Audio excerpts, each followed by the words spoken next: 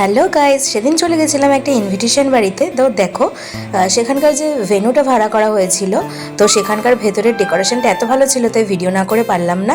আর তারপরেই চলে এলাম খাওয়া দাওয়া নিয়ে।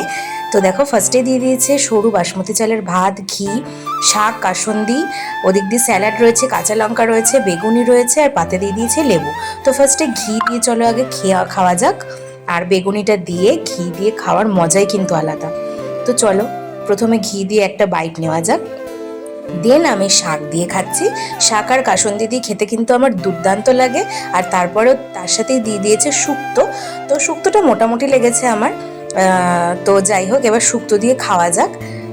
তো তারপরেই চলে এসেছে পাতে ভেজ ডাল, আর তার সাথে রয়েছে ঝুরি আলুর চিপস। তো এই কম্বিনেশনটা তো আমার খুব ভালো লাগে। তো এটা প্রথমে খাচ্ছি। আর এটা কোন ইনভিটেশন বাড়ি সেটা আমি মুখে কিন্তু উচ্চারণ করব না, তোমরাই বুঝে নিও, নয়তো আবার বলবো আমি ভাইরাল হওয়ার জন্য এরকম ভ্লগ বানাচ্ছি।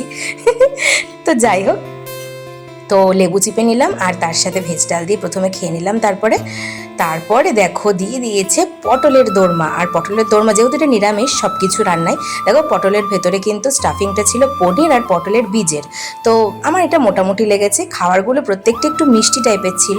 তো যাই হোক, আমার এভারেজ লেগেছে। আর এটা ছিল ছানার কোপ্তা। ছানার কোপ্তার গ্রেভিটা অতটা ভালো না লাগলেও ছানার কোপ্তাগুলো কিন্তু আমার বেশ ভালো লেগেছে, বেশ সফট ছিল। তো তারপরে ছানার কোপ্তা দিয়ে মাখিয়ে আমি ভাতটা খেয়ে নেব। দেন তারপরে পাতে পড়ে গেছে আমের চাটনি। আমের চাটনিটাও ভালোই ছিল মোটামুটি। আর তারপরে ছিল রসগোল্লা, পাঁপড়। তো পাঁপড় দিয়ে কে কে চাটনি ভরিয়ে ভরিয়ে খেতে ভালোবাসো তোমরা কিন্তু প্লিজ জানিও, আমার কিন্তু বেশ ভালোই লাগে। আর তার সাথে রয়েছে দেখো রসগোল্লা। রসগোল্লাটাও কিন্তু দারুণ। আর তারপরে রয়েছে দেখো লট চমচম। লট চমচম মিষ্টি খেতে কিন্তু আমার খুব ভালো লাগে। আর তোমাদের কার কার ভালো লাগে? আর লট চমচম মিষ্টিটা খেতেও কিন্তু খুবই ভালো ছিল। তো দেখতেই পারছো বেশ ছানা ছানা, বেশ দারুণ একটা লাগছে। আর লাস্ট পাতে ছিল দই।